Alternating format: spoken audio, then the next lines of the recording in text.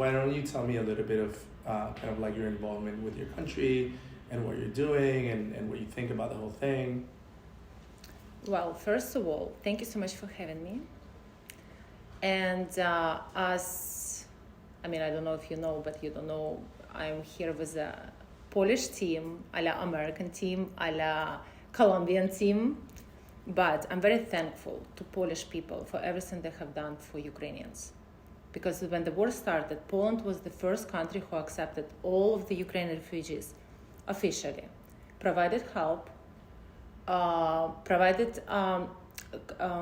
accommodation, and really took us as part of their nation. So I'm very thankful for this, to Polish people. What's happening now in Ukraine is, yesterday was exactly a year of Russian invasion of Ukraine. And this year, I would say, was the worst year of my life. And I think it was the worst year of the life of all of the Ukrainians. Yeah. So a lot of people die. A lot of people suffer. A lot of people were raped. A lot of kids were raped. And nobody can do anything. So one tyrann that thinks he can come just like this and take lives of innocent people just because he's gone crazy, because of his own ego, it's absolutely ridiculous. And the fact that, and what is happening in my country now, it's another proof of one person think that he has a power over all of the Ukrainian people just to come and kill innocent people. What do we have to do with the government? Nothing. We're a nation. We have our own language. We have our own culture. We don't want to be Russia. And he comes and he thinks he has to change all of this. Another problem we face, which is the biggest problem nobody talk about, is stolen kids. We have about 100,000 orphan kids. About 400,000 kids were stolen. And they say they would just save orphan kids. But it's not true. They kill families, they kill parents, they take our kids away because they want to destroy our nation, they want to get rid of Ukrainians, and they steal our kids in order to make them Russians. So the government of Russia pay families, they want to adopt kids. So they pay them to adopt our Ukrainian kids. In order, they erase all of the evidences of them being Ukrainians, like let's say passport, their birth certificate, everything is erased. So they get adopted by Russian families and they become Russians. So in order to grow their population, they kill our population. And they completely want, like Hitler was doing to Jewish people. It was a genocide.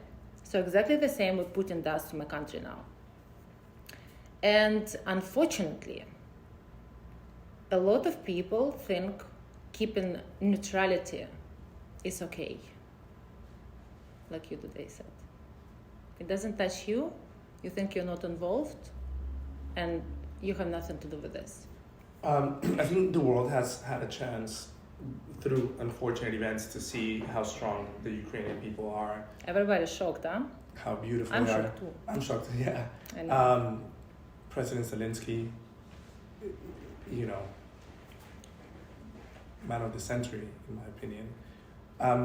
How are you, if in any way, involved with helping your country other than spreading this message, which is very valuable, because you do have a platform in social media and in press and PR, and it seems like you're using that platform to spread this message, which is very helpful. But is there any other ways that either you are involved with the Ukrainian government or with a foundation that either people that don't know how to help? I did a small foundation dinner at the beginning of the war, and we raised some money with my friends, and we literally just looked up a charity. Yeah. I think we went with the Sean Penn's charity, Yes. and because he's very involved.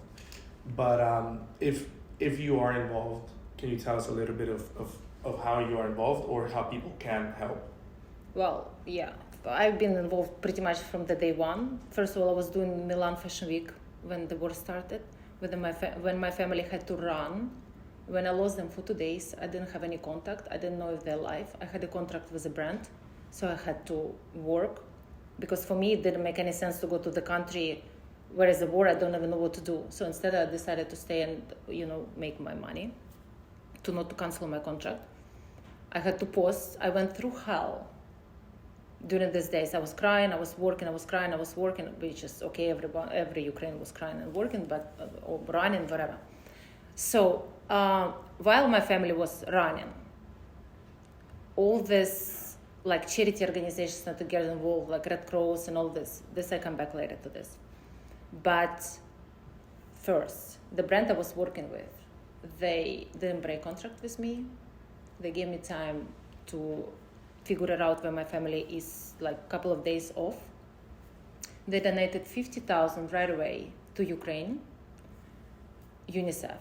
People literally were posting me on Instagram, Joe Biden, Pope Francis, Angelina Jolie, all of those people tag and me. And I'm like, I have nothing to do with those people. I'm just a model, But I think because of those tags, I understood that there's a lot of responsibility on me. And I cannot just get depressed because I really got depressed. I've never been depressed in my life, but I got depressed during this time because I got lost. I didn't know what to do. So it's like, okay, I have to put my things together. So I continue, like helping people, raising money, a little bit all over the place. Then I understood that I cannot help individually everybody. So I cut everybody off because I was losing my head, and I put my head together. The first lady of Ukraine, Olena Zelenska, she opened her own foundation, which she launched I would say a couple of months ago in New York. Unfortunately, I couldn't come to her launch because I was working somewhere in Europe. But I'm using my contacts. During this year, I use all my contacts to the point they block me or don't respond to me anymore or ignore me completely. But a couple of them, they still kind of respond, and a couple of the people, because I couldn't come, so I invite a couple of people to come to launch of her foundation. Some people couldn't come, but they made donations. So now I'm focusing on bigger picture, not bigger organizations, but the organization that that really proven that they're working, not just inside Ukraine, but helping outside of Ukraine also. Why do you think? Did you have Polish friends before? Yes. And there's a lot of beautiful Polish models, and during my time, Anya Rubik, Susanna, I forgot her family name, I'm sorry, but yeah. Why do you think, and we'll end with this one, why do you think Poland was so instrumental and so reactive and so fast to be there for the Ukrainian people? First of all, because Polish people are kind people, I believe they felt for us because we're neighbors and because they know that they could be next. Because if we're taken, they're taken too. But most of them really provided big help with a kind heart. Love That's that. what I thought.